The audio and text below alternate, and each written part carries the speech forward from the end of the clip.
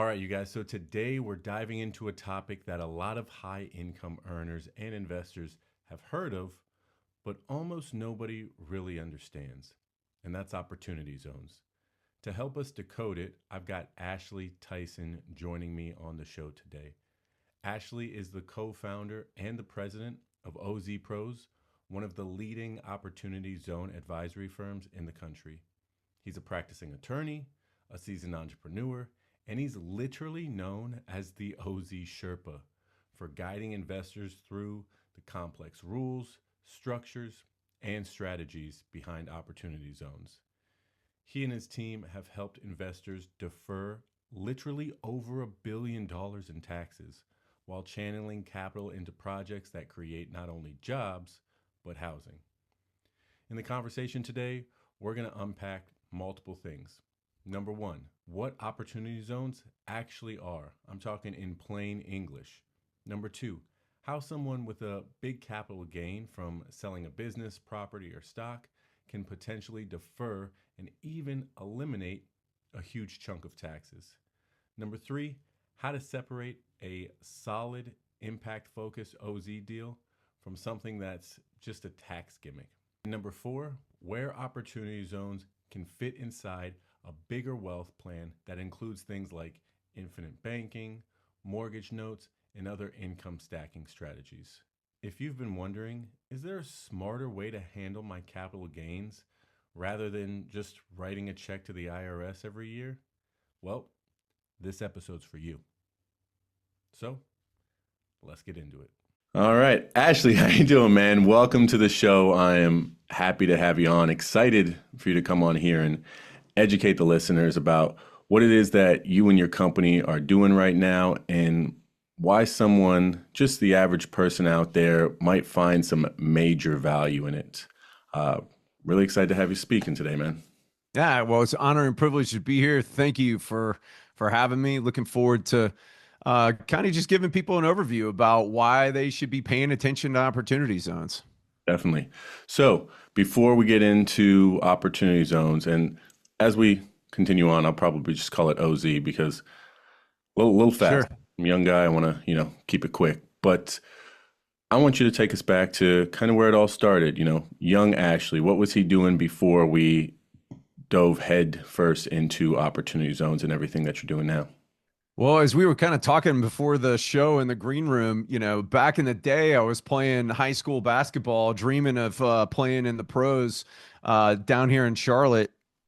When I was back there in the backyard, I was always Rex Chapman, putting it up on the Hornets. Yep. And so when I had an opportunity to be able to come down here and play at UNC Charlotte, I transferred from the Air Force Academy. This is before we had the transfer portal, so I actually had to sit out a year. I know that. It's crazy how different it is. But got here to Charlotte, loved this city, loved, the Carolinas as a whole. My mom's family is like 8th generation in the timber business down in South Carolina. And so, took to it like a duck to water, right? And, was like, man, I want to live here. I want to live here long term. And so ended up going overseas and playing a little bit over there. But their idea of a living and my idea of a living were entirely different. So I came back and I went to law school at Chapel Hill. Okay, nice. And, when you come out of law school, you got these visions of grandeur that you're going to be up, just litigating your way into, immorality, not immorality, but immortality. Yep. and well, or some people, they might be litigating their way into immorality, but, I figured out real fast that the big firm was not for me. I say fast, it was 5 years worth of, soul sucking that happened there. But after, I kind of got there, I was like, there's got to be more to law and to helping people to this. And so I started an impact investment firm so I could do kind of real estate stuff on the side. Okay. Because I was passionate about helping people. I was like, hey, real estate's in my blood. Let's do this. And that kind of gave me my first, taste of being able to do well by doing good. And I loved it. So I got an offer to go in-house with a former client of mine. I went in-house and I did tenant and common syndications. So we bought real estate by the gallon and we sold it to 1031 investors by the scoop. Okay. When the commercial real estate market crashed and that all went away, I went back to practicing law and I helped business owners who are Main Street level business owners kind of get a sophistication of Wall Street level documentation. And we created a document generation system to be able to do that. And so we grew that probably over the next like almost 10 years. And I sold that in 2017 so that I could focus on helping business owners keep more of what they made. Hmm. I saw a bunch of people leaving money on the table, and I was like, man, this is awful, right? They either didn't have a plan or their plan wasn't well executed about how they were going to actually transition that business. And so they were leaving lots of money on the table in taxes. And while I was doing that, I heard I was at a CLE, a continuing legal education, and I was getting an update on the Tax Cut and Jobs Act. And I heard about these things called opportunity zones. And I was like, holy crap, that's like 1031 and private equity got married. And the guy who I was talking to was like, oh, yeah. And they had a beautiful baby named Opportunity Zones. And so we popped up a website just to kind of test the waters. And in 2 weeks, we had 150 inbound leads, $75 million worth of cash looking for deals. And I was like, okay, This I might think work. we're on to something. Yep. And so we took that document generation software that we had developed for the M&A work and we repurposed that for opportunity zones with the goal of becoming the legal Zoom for opportunity zones. Unfortunately, it's a little bit more nuanced than that. And so people can't really do it themselves, or they were tending to get it jacked up. And so we created an educational process and we created a community to help people to take our documents and to as simply as possible be able to actually take advantage of what I think is the most powerful tax incentive ever legislatively created. And so that's been our goal, and we've executed on that goal. We've set up almost 2,000 opportunity zone entities, and we've allowed Main Street level investors to be able to harness the power of this really powerful tax tool to not only help themselves build generational wealth, but to actually make a real powerful impact in the communities where they're actually doing these deals. And the great thing about opportunity zones is that it's not just real estate, but it's actual operating businesses as well. So between the two of those, we've helped almost $1 billion worth of capital gains, get deferred. And we've helped those people invest that into the communities, into some really powerful projects that are not only helping them build wealth that's going to come out tax-free, but it's actually having a positive impact upon the community. And that's, what I learned when I was back at the big firm, that it's way better if you're going to do well by doing some good along the way. That's awesome, man. So let's zoom out here for a second for the listener who's heard the term opportunity zone before, but maybe completely tuned it out because it sounded too technical. Yep. If I'm a busy business owner or investor with a big capital gain this year, talk to me about how opportunity zones actually work. Like break it down in plain English, and how are they different from more familiar tools like you had mentioned, the 1031 exchanges? Yep. So key is that you got to have a capital gain. And now that can come from anything. So that could come from real estate, it can come from the sale of business, crypto, stock, anything. And as long as you get that gain into a qualified opportunity fund within 180 days, and your 180 days can start at some different times based upon how you had the gain. If it came off of a K1, you get to choose when you want that. So for some, I can actually go all the way back to January of 2024. And so it becomes a really powerful tool for somebody that has gains or that's already had a transaction to do some post-transaction planning. And so whether they have a pinup gain or whether they've actually had the transaction happen, if they take that capital gain and they put it into a qualified opportunity fund within 180 days, and once again, a qualified opportunity fund is as simple as an LLC taxed as a partnership. That's what we specialize in doing. You can have your own, a captive opportunity fund. That's what we call it.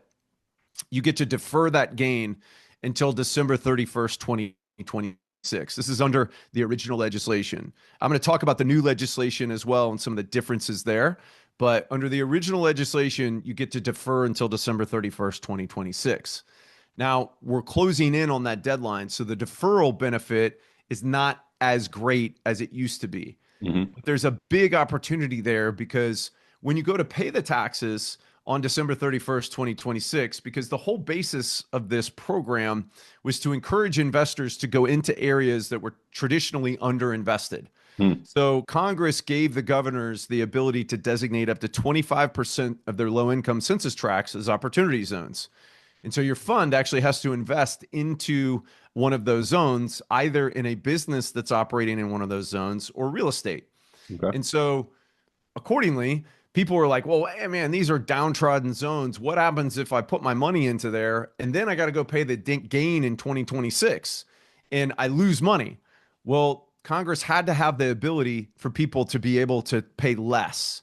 And so you either pay what your original gain amount was or what the value of your fund investment is as of December 31st, 2026. So what it creates is this window for us to be able to write down via valuation discount. So on paper, to be able to discount the amount of your investment because you're in construction or you lack control or you can't market it or whatever, right? If you have a discount, now all of a sudden, if you had $1 million gain, instead of paying taxes on $1 million, you're paying taxes on whatever your value of your investment is, which a Mm. lot of times can be 50% less. So $500,000. And Wow. so the big benefit though is that, and this is whether it's under 1.0 or 2.0, is that after a 10-year hold, everything that's owned by your fund is eligible for a step up in basis to fair market value. Okay. Now, the reason why that's significant is that taxes are done based upon what your value is over your basis. So when you transact, that's your value. Your basis is what you have in it, less any depreciation, less any or other things that have made your basis decrease. Hmm. And so the difference between those is what you pay. That's your gain, and you pay capital gains taxes on the difference between your basis and the fair market value. And so what opportunity zones do is that everything after 10 years is eligible to take your basis and come up to whatever you're transacting at. That's the step up in basis to fair market value. So that eliminates capital gains taxes, and it also eliminates depreciation recapture.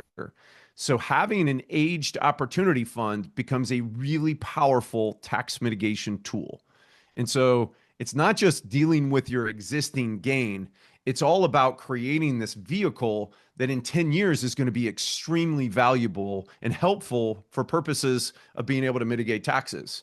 Because somebody with an aged fund can buy something that they can depreciate in year one, bonus depreciate, and then they can sell it 367 days later and not pay any depreciation recapture. And so the opportunity zone deal is great for deals in the zone, but it's also a really powerful tool for other types of tax mitigation strategies. Wow.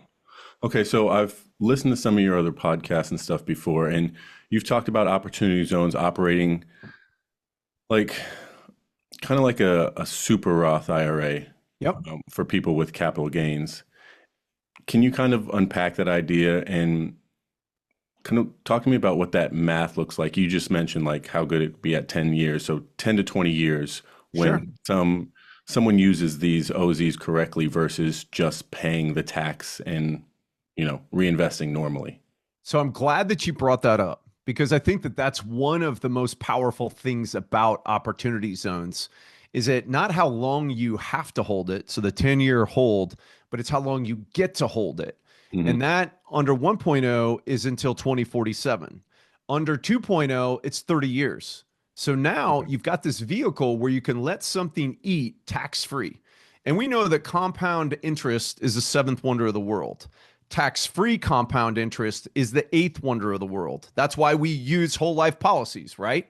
Hmm. And so think about that. This is a play where you can take, and it's very similar to a Roth IRA in that respect, is that whatever is inside of your fund grows tax-free over 30 years. So Okay. instead of doing real estate deals where you're flipping and you're going after IRR, right? Where you're trying to get an internal rate of return as high as possible, people are now starting to look at, well, what's the deal drag? What's the transactional cost on that IRR if I'm transitioning every 3 years? Am I going into deals that I would otherwise not go into? As opposed to, let me find a really good deal. Let me let it appreciate over the next 30 years, and then let me sell that deal completely tax-free. That's what opportunity zones are starting to do to people's mindsets because of the power of that tax-free compound interest. So the way that an opportunity zone is, I think, a super Roth. So a Roth allows you to be able to build something in a tax-free environment, and then to be able to take it out tax-free, which is different than your IRA. It also doesn't require minimum distributions. Correct. The reason why I think an OZ is a super Roth is because with a Roth, you're investing after tax dollars. With an opportunity zone, you're investing pre-tax dollars. And then you've got the ability to be able to utilize the things inside of your investment to be able to offset other taxes that you have. So as an example, let's say that somebody's got $1 million worth of capital gain. Okay. They would normally pay $238,000 in taxes on that gain the next year. Okay. Instead, and I'm going to use 2.0 as an example, right?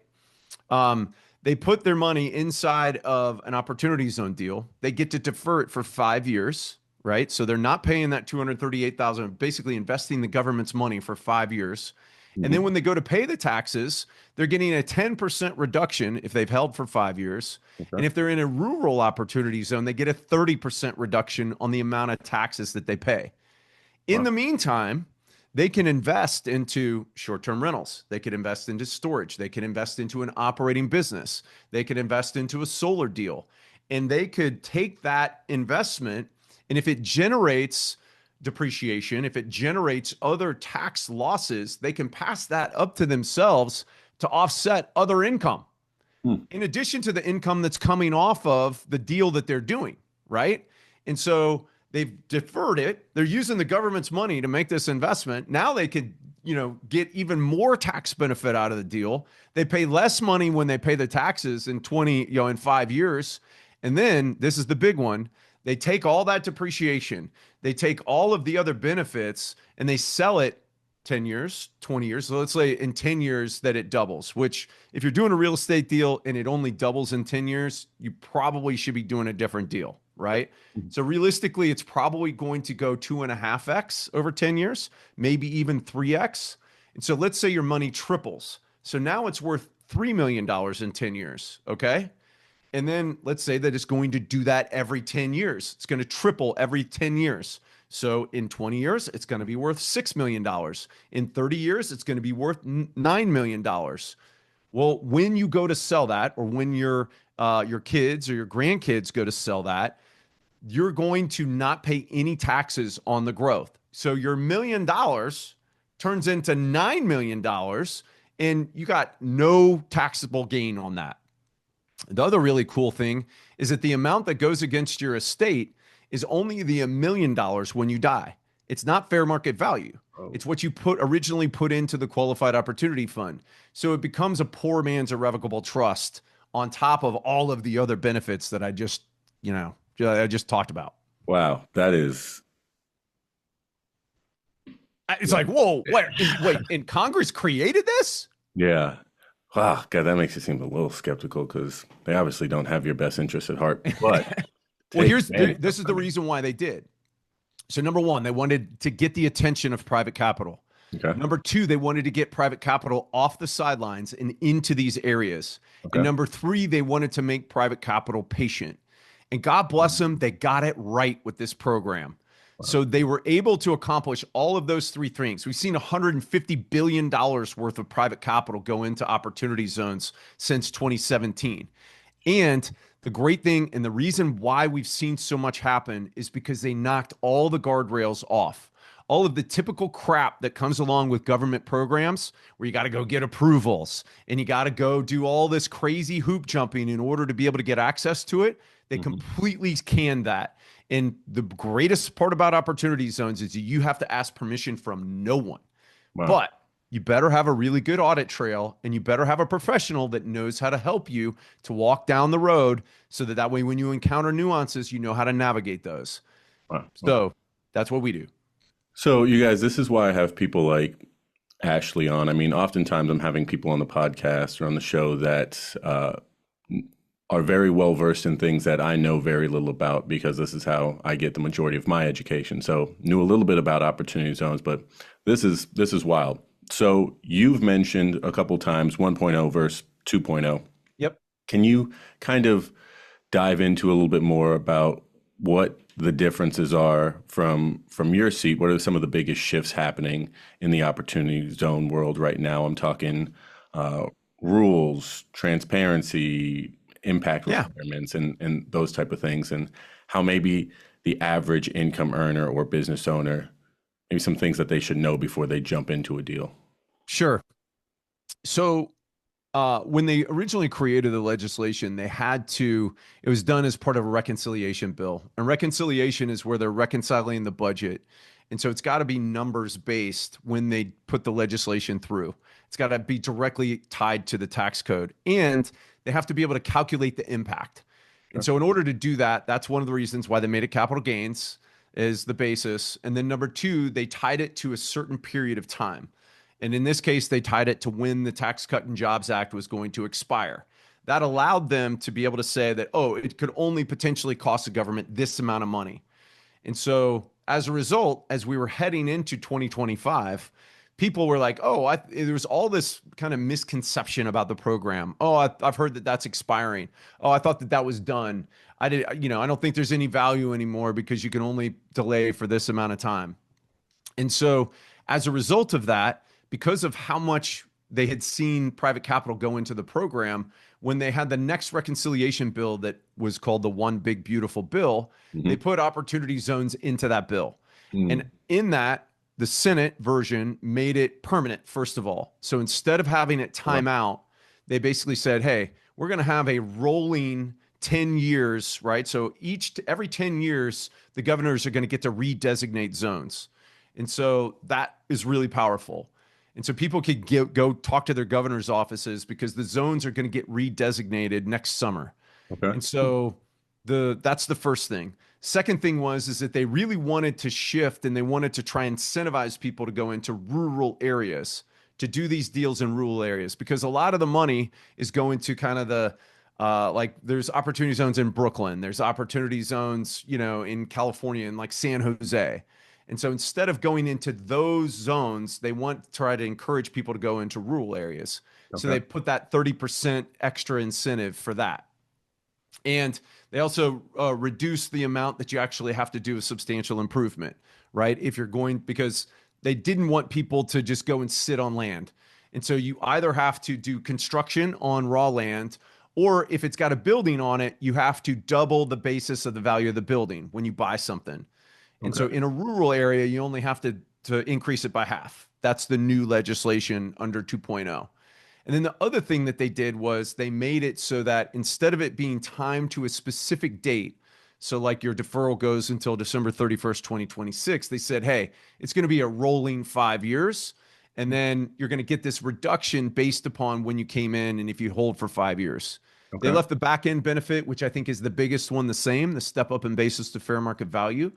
But then they said, hey, you can hold that for 30 years now. And so this whole function of making it permanent, I think, has changed.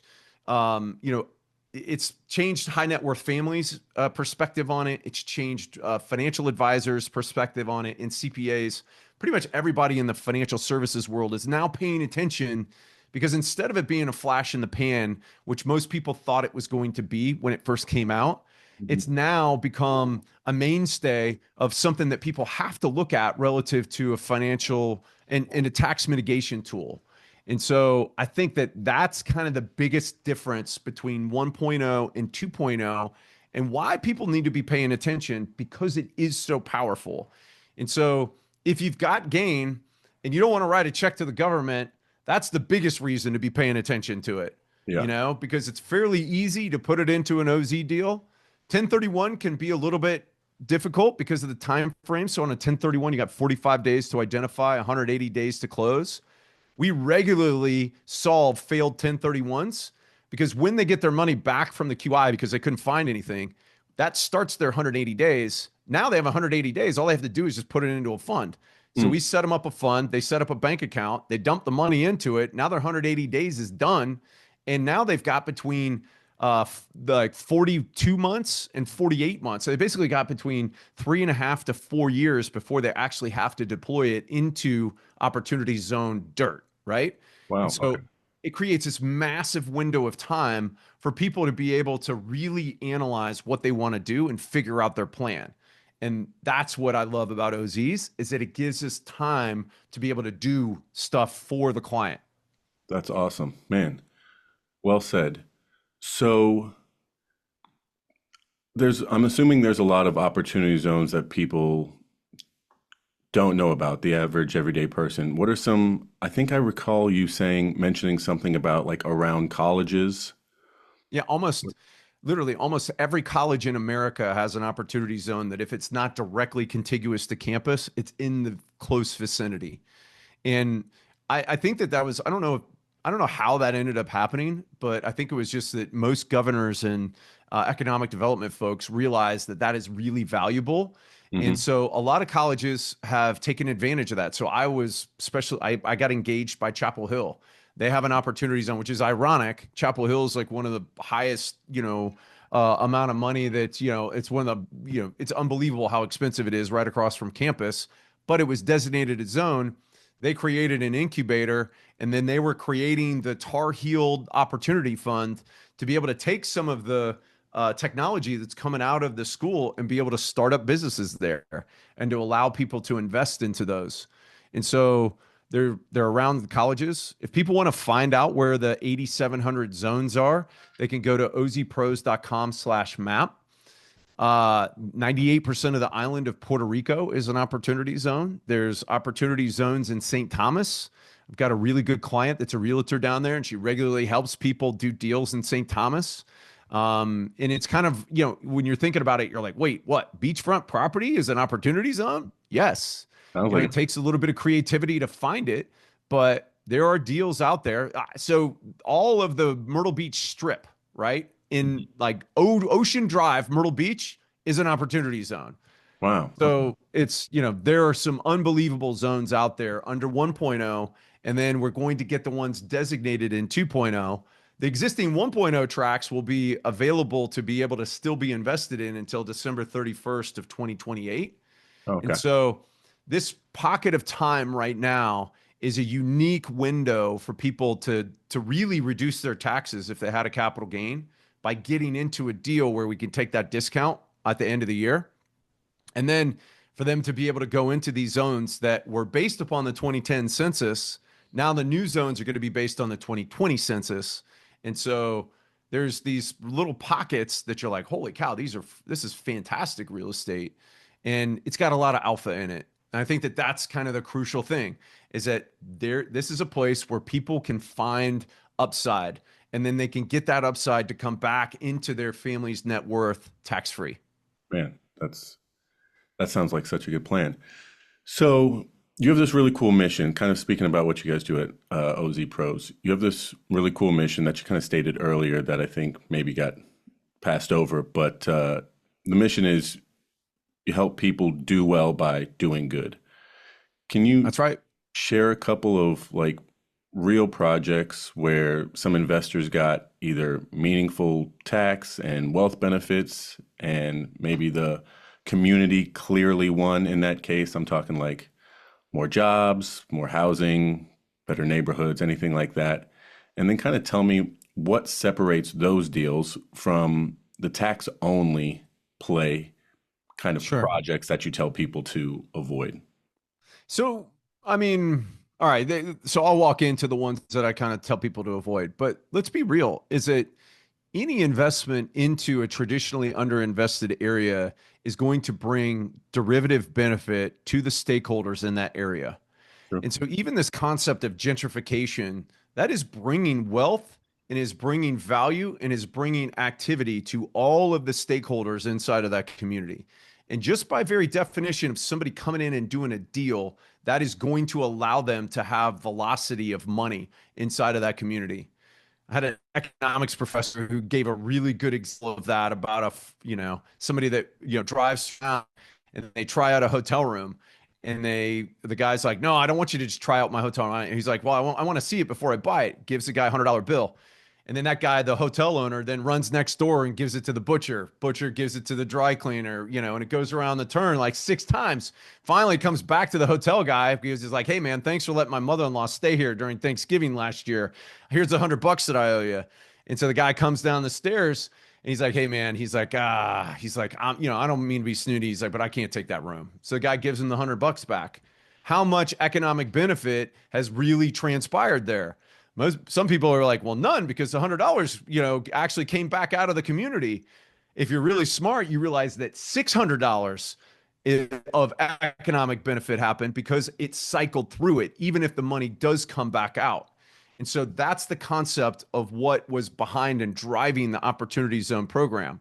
So even, the apartment buildings, right, that are being built that are like Class A apartments, those are creating jobs. Those are creating things that are happening inside of those communities. But man, we've got some awesome ones that are examples of like real stuff that wouldn't have happened but for the OZ play. So we got this guy, it was a failed development on a lake down in Alabama.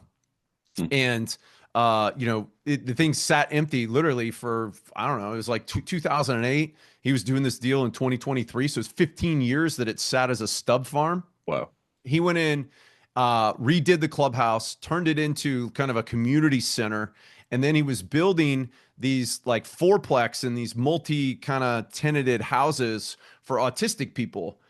And then he brought in the professionals to be able to help them, to provide them with the stuff that they needed in order to make sure that they were well taken care of. And so families now had a place where they could, with confidence, be able to locate their autistic person. And then they had a working farm that was growing chickweed in a pond, right, as a protein supplement that the autistic people worked at. Huh. But for Opportunity Zones, that deal doesn't happen. And I've got just litany of examples like that where people twine real estate with operating businesses that are creating jobs, that are having positive impact upon the community, and they're doing really cool things. I've got another one that's a low-income housing deal where they're providing housing for folks that are addicted, right? So they've got recovery centers. And then after the recovery, they then roll into housing that they can rent. And so, but for Opportunity Zones, that deal's not getting done. And so I think that those are some of the really powerful examples of folks who are doing well by doing good.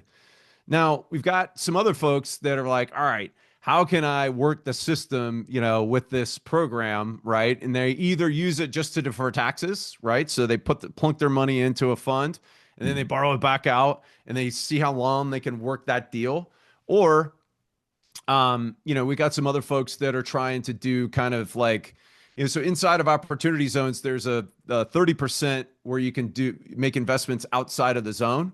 Yeah. So they're like, all right, what about if I put $1 million into my fund and then I drop that down to my QOZB? So now I've got 300,000. Can I go buy a condo in Manhattan with that $300,000 and now have that be able to grow tax free? And so, as always, right, there's people that are going to try to take advantage of the system and work the system. And I really point out to them, I'm like, listen, guys, you guys really need to be focused on your story here. So number one, just because of, potential PR issues. Number two, because when you're sitting across from an auditor, you're going to want to tell them about the impact that you had and how you complied, right? Like with the intent of the legislation. But then number three, so that way, like as you're getting your kids involved in this, and as you're talking them through how you're doing this program and the extra hoops that you got to jump through in order to do Opportunity Zones, it's not about just freaking saving money. It's about how you're actually going to have purpose and impact, and the story that you can tell as part of your character development and the character development that you're doing for your subsequent generations and for the other people that are involved with you. That's what it's all about, right? It's all about how we can positively impact our families, our communities, and at the end of the day, ourselves. Yeah, I couldn't agree more. Like we were talking about, like you said in the green room, it's the whole play on legacy is like, it's not what I'm leaving for you, it's what I'm leaving in you. Like I want you to, exactly right. I want to create as much as possible to leave behind you, but I also don't want it to go from shirt sleeve to shirt sleeve, like you said, and it be gone in 3 generations. Like if I do that, then everything I built was for nothing. I want this to last, and the only way to do that is get you the proper education and mindset.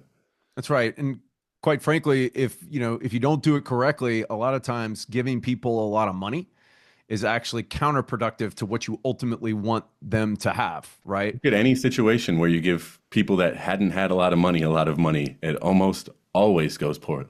I mean, I don't know that I've ever seen one where it hasn't. Yeah.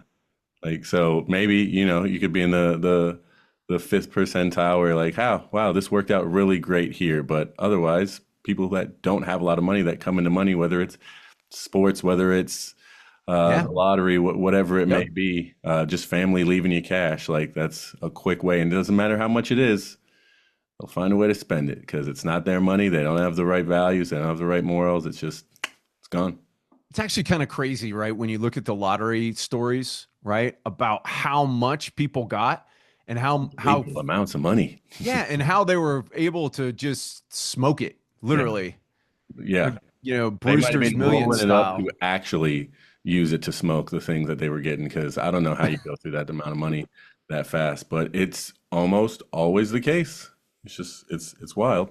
There's an allegory in a book that I'm reading right now called Entrusted, which if somebody wants to talk about that legacy, then it's actually a great book. Mm. And it talks about this dad that says, "Hey, I've got, it's like $10 million worth. I don't know. It's a ton of money in these business interests." And he tells his son, "Hey, I'm going to give you 6 months to make $10,000. Come back to me in 6 months and show me the $10,000 and I will coordinate it so that all the business interests go to you." So he goes to his dad's banker and he's like, "Hey, can I borrow 10 grand?" And he takes that to his dad. His dad takes the $10,000 and he goes and he throws it in the fire. And he's like, "You didn't earn that money." And so the guy's like, "Man, the banker sold me out." So he's like, "I'll give you another 6 months." And so he goes and he borrows it from one of his friends, comes back, gives it to his dad. His dad throws it in the fire. And he's like, "Dang." He's like, how does my dad know this?" So he's like, "I'm going to give you one last chance." So he goes out and he actually earns the $10,000. He comes back and gives it to his dad. His dad goes, throws it in the fire again. And he dives in after the $10,000 and he's like My blowing it money. out. He's like, "Now I know you earned that money." That's That's the key, right? Is that when we yeah, get something for free, we don't appreciate it. And so I think that that's the huge part of like what we're all about doing well, by doing good, is that and you inside of doing good, right? You don't have to not make money. You don't have to live well, right? And so mm, that's kind of our whole mantra here. definitely. So a lot of my audience is into income stacking strategy. So we mentioned this infinite banking, mortgage notes, private lending, whatever. They have capital that they want to disperse. Talk to me a little bit about how you see opportunity zones kind of fitting into that uh, broader tax smart wealth plan for, just the average everyday investor. Sure. So, I mean, that's what we specialize in, is helping people do their own deals, their own captive qualified opportunity funds. Now, inside of that, the regulations require that you actually take your money and you invest it either into a business or into real estate. And so one of the rules is that you can't have more than 5% non-qualified financial property, which is cash, stocks, bonds, forward contracts, future contracts, or accounts receivable generated by another party.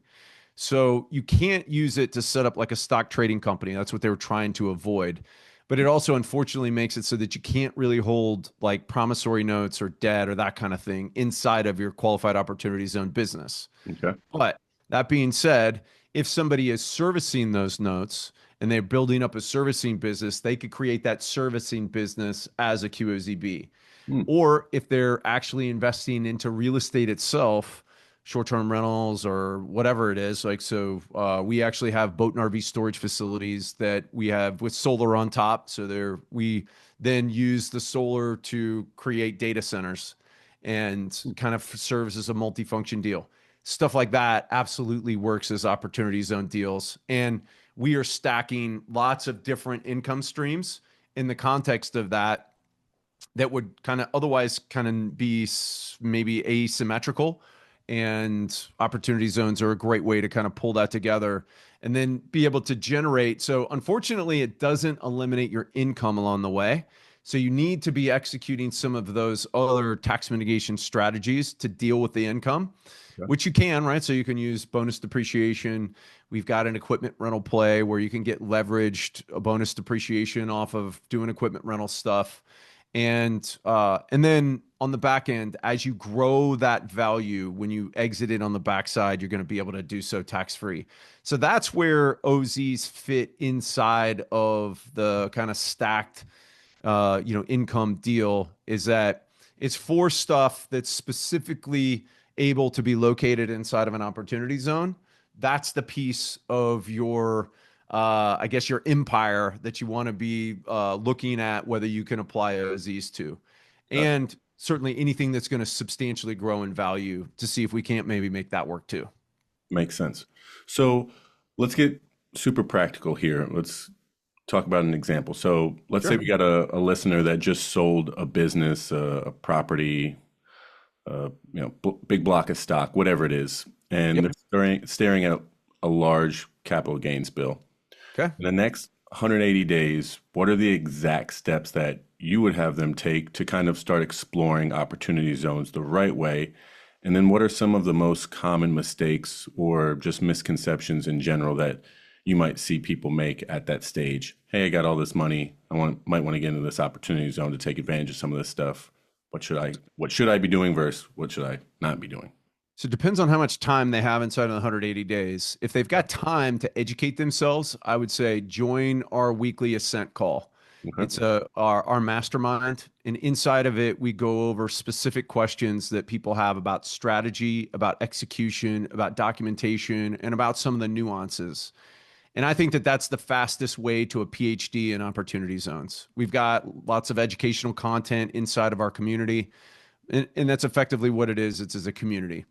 And it's $400 a month, but for your listeners, I'm going to cover the first month on me. And so they could jump in there and they're going to get 4 sessions for free where they can learn and ask any kind of questions that they want about opportunity zones. So that's the first thing. Second thing is, and they may need to do this, the second thing based upon what their time period is, but they need to do this as soon as possible, which is create their opportunity fund. Yeah. So we have a package where we create their qualified opportunity fund, we create their qualified opportunity zone business, we do all of the documentation and everything like that.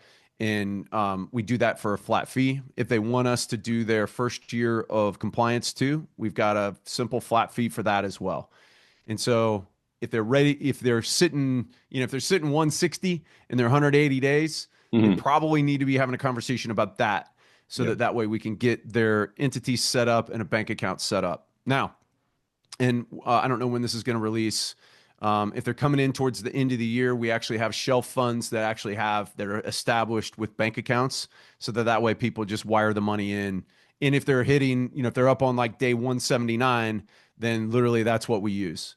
And Okay. then they own that we transfer over that whole shelf entity over to them, and now they're able to now stop that clock and then to go and to learn about what it is that they want to do. And if they're inclined to do their own deals, that's totally fine. But they could park the money into one of our funds, and then they can go and evaluate professionally managed funds as well. So Okay. I've got sponsors with all kinds of deals. I got multifamily, we got single family rental, we got hospitality, we've got storage, we got boat and RV storage, we've got data centers, we've got industrial deals. I mean, if you can think about it, we probably have it. And we've got really good sponsors that are doing those types of deals where they will accommodate. We got oil and gas deals. They will accommodate an investment directly into their opportunity zone business. So somebody can park their money in the QOF that we create for them, and then they can go and they can do due diligence and figure out how they want to allocate their portfolio. And so it becomes a fairly simple, process. They just move the money into that fund, and then they go and either do their own deal or they go and invest into somebody else's. If they were going to do their own deal, so let's say that they're going to buy real estate, and I'm going to get a little granular on this so that way we can show the specific brass tacks. Let's say they're going to buy raw real estate, just raw dirt. Then they literally, all they have to do is some kind of improvement to it, and then they have to put it in service. So if they're buying row crops, they could turn it into timber. If they're buying timber, they could turn it into row crops. If they're buying a goat farm, they could turn it into a cattle farm, right? All kinds of different things that you could do with raw land. Or if you're going to build something on it, you just have to build it and get it into service within a certain period of time. And depending on, it's usually around 5 years, it's 62 months that they have to actually get that thing built and put into service. Okay. Now, if they're buying an existing building, they're going to have to double the basis of that value of that building inside of that 62-month period. And so if let's say they were buying a single family house and they're paying $500,000 for the whole thing, the house is worth 250 of that because the land, it's 50-50. They're going to have to put another $250,001 of improvements into that. Now they can do that by increasing square footage, making it really nice, or adding another unit to that area. If they've got contiguous property, they could develop that as well. And so in doing that, they've now complied with the opportunity zone requirements. And then they just got to keep really good records of how they spent that money. And then ultimately, after a 10-year hold, they're going to be able to say, right? So like, let's say that they bought that for $1 million and it grows to $3 million after 10 years. They're going to sell it for the $3 million and they're not going to pay any taxes on that, even if they've depreciated it along the way. Wow.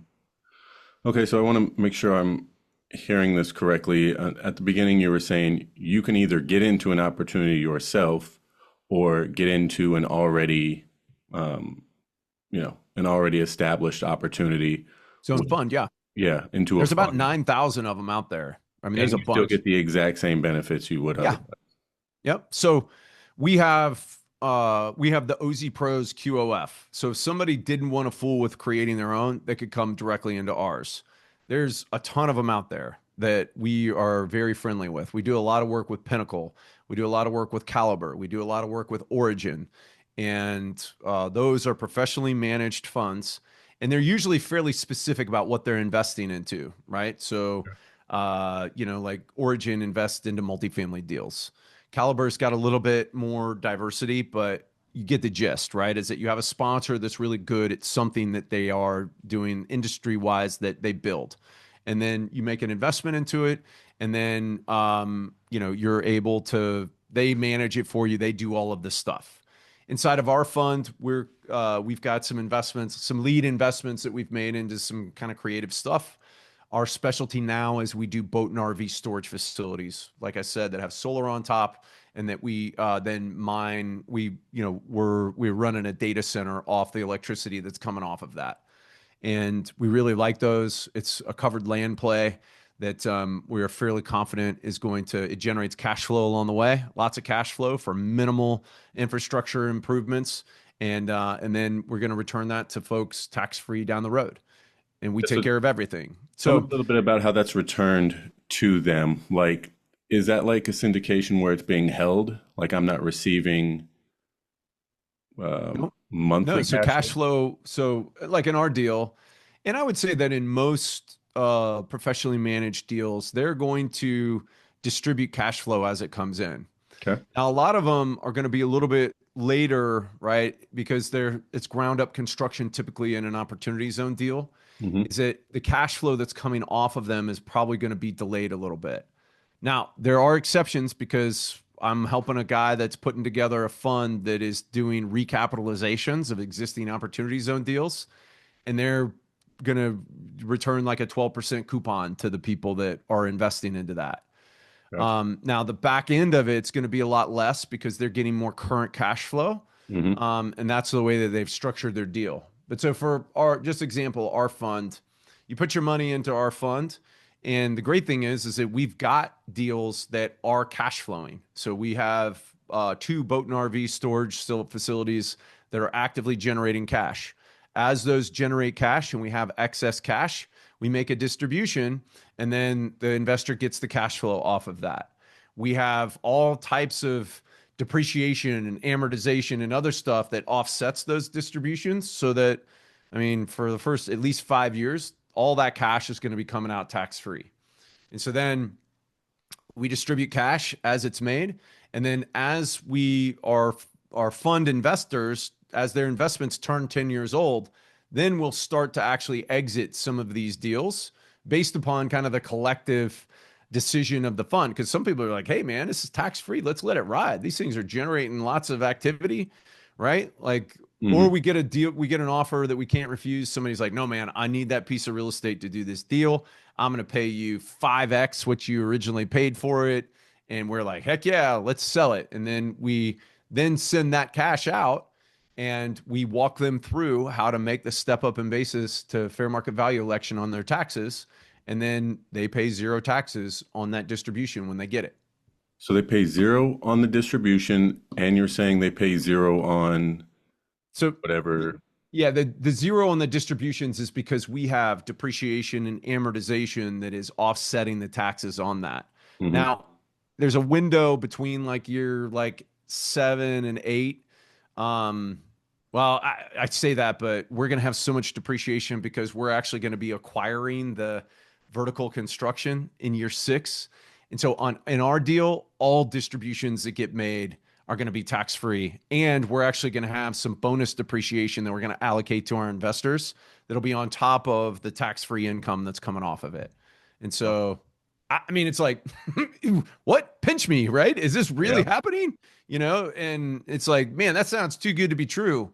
And, it's funny because a lot of these benefits, we knew it was going to be good when we got into it. We didn't realize how good. And so a lot of these are kind of coming to light and we don't really market them and we don't because I'm a big fan of under promising and over delivering and it definitely looks like that's what we're going to be doing. That is the best deal you can be in. The deal that says we're going to give you this, and then it just You're like, what? happens to be a whole lot more. Yep. That's that's awesome. So again, if somebody that is listening to this is interested, they're like, "Oh, actually, that sounds great. I want to get involved in this fund." Real quickly, run back through what their steps are just to get involved with you and what you're doing with that. Sure. So if they want to set up their own, and we've got a special contact form and we've got special deals for your podcast listeners. If they go to ozpros.com/podcast, they can set a free 15-minute call from somebody from my team. Or I think that there's a link where they can join Ascent, which is our mastermind, and they can get the first month for free. And then there's definitely an informational thing. So if people just want more information, they want to talk further about it, especially if they were interested in coming into the fund, just submit that information, submit exactly what they're interested in, and then we'll set up a call with them and we'll make sure to get them addressed. But from the mechanics standpoint, is that if they had a gain, they need to call us and they need to get a hold of us within 180 days so that we can get that cash into our fund. And then that stops their 180-day clock, whether that's their own fund that we set up for them or whether it's our fund. And now, if it's invested with us, we take care of the rest. If it's their own deal, now they got to find it. Now they need to find a deal that they're interested in doing, and they need to move the money from their fund down to their qualified opportunity zone business between 6 months and a year from the time that they put it in. And Okay. so it gives them a long time to really kind of do a deep dive to figure out what it is that they really want. Yeah, definitely. Wow, that's awesome. All right. So, is there anything that you think that we haven't covered today that you want to make sure that the listeners know before I basically tell them or tell you to tell them where they can find and follow you at if they want to, Sure. So, when the second round of legislation came out, there was this like thought that there was going to be this dead period as we're coming into 2025 and 2026. And I think that it's actually going to be quite the opposite because the smart money realizes that this is kind of a once in a lifetime play to be able to pay a substantially lesser amount on any kind of capital gains that's out there. So Hmm. if you've got big pin up capital gains, this is the time to be able to get that done and to pay the smallest amount of capital gains taxes that you will probably pay over the foreseeable future. And so, there's an old Chinese proverb. When was the best time to have planted a tree? 30 years 20 ago. years. When's the Yeah. second best time? Today. When was the best time to set up your qualified opportunity fund? 2018. When's the second best time? Right now. And so that's what I would leave people with is don't wait. At least start to educate yourself so that way and you can start to use what I think once again is the most powerful legislatively created tax incentive program ever. And I think that it creates the play to do well by doing good. to create generational wealth and to have positive impact upon your community, and then to be able to walk your family through how you're doing that exact thing. So that's what we do here. We help people do exactly that. Well said. I don't think much more needs to be said as far as social media, anything like that goes. Obviously, you've stated the website a couple times. All that stuff will be in the description. But if people want to learn more, tell them exactly how they can get in contact with you guys one more time. Yeah, it's ozpros.com/podcast. And if you want to learn about opportunity zones, you're like, hey, listen, I don't want them, because you put your email in there and you will get on our marketing list. And we've got some fun emails and videos and stuff like that go out, of course. But we've got a ton of videos on YouTube, and that's YouTube /OZPros. So youtube.com/OZPros. And we've got some really cool like on scene, on site videos about how we've walked people through some of the other things that people have done with their cash to creatively utilize this program. I'm a big hunter, and so I've helped a bunch of people to buy rural farmland and Mhm. turn it into family compounds and hunting properties and other things that are benefiting the community, which is kind of cool. And so check it out there at youtube.com/OZPros. And we're really excited about helping people to unpack this stuff and see if it works for them. I'd say that we're probably in the 90% range of where it actually works for almost everyone. And final thing I guess would say is, like, people ask me all the time, how much capital gain do I need in order to justify this? It's not about how much capital gain you have now. It's about how much capital gain you're going to have in the future. So it's all about what you're growing. So you could have $1,000 worth of capital gain right now, but you start the next Facebook and you start it as a QAZB, you're going to grow that over the next 30 years and exit it tax free. Mm. So that's the key thing that you need to be looking at. What am I doing that's going to create value? And how can I potentially use this program as a way to be able to make more wealth off of that endeavor? Awesome. And with that, folks, I think we'll call that a wrap. That was fantastic. Hopefully, you guys got a ton of value out of that. I know I did. But yeah, man, Ashley, appreciate you coming on. Definitely have to have you back on. I know we were chatting earlier about a couple other things that you're working on that I think would provide a ton of value to people out there. So definitely love to have you back on. But really appreciate that. And again, probably another podcast just to break down a little bit more of that stuff, maybe a little bit more technical than we did this time. Absolutely. Appreciate it, Shawn. Thanks for having me on. No problem. All right, y'all. Man, I hope you guys enjoyed that as much as I did. Huge thanks to Ashley for breaking down opportunity zones in a way that actually makes sense, and for showing you how you can do well by doing good, using the tax code to build wealth and push capital into projects that create both jobs and housing. A couple of big takeaways I want to make sure I highlight for you guys is, first, when it comes to capital gains, it's not just about what you make, it's about what you keep. Opportunity zones actually give you a powerful way to defer, reduce, and in some cases, apparently completely eliminate taxes on gains that you are going to have to realize anyways. That's crazy. Number two, opportunity zones aren't just a tax loophole when they're done right. They're tied to real world impact. Like he said, more housing, more jobs, better neighborhoods. The key is working with the right people who understand the entire strategy so you can stay compliant and also audit ready. And the third is, opportunity zones are just a tool in a larger wealth toolbox. When you stack opportunity zones with things like properly structured whole life policies, mortgage notes, and other alternative investments, you can build a plan that's tax smart, cash flow focused, and aligned with your long term legacy. If you want to learn more about Ashley and OZ Pros, check out their resources, from their cheat sheets and master classes to booking a strategy call, and start exploring whether an OZ structure makes sense for you and your situation. I'll have all those links waiting for you in the show notes. And of course, if you're ready to design your own personal family banking system, feel free to watch our full save and spend system overview. Grab some of my free tools or book a cash consultation, all through the links in the description below as well.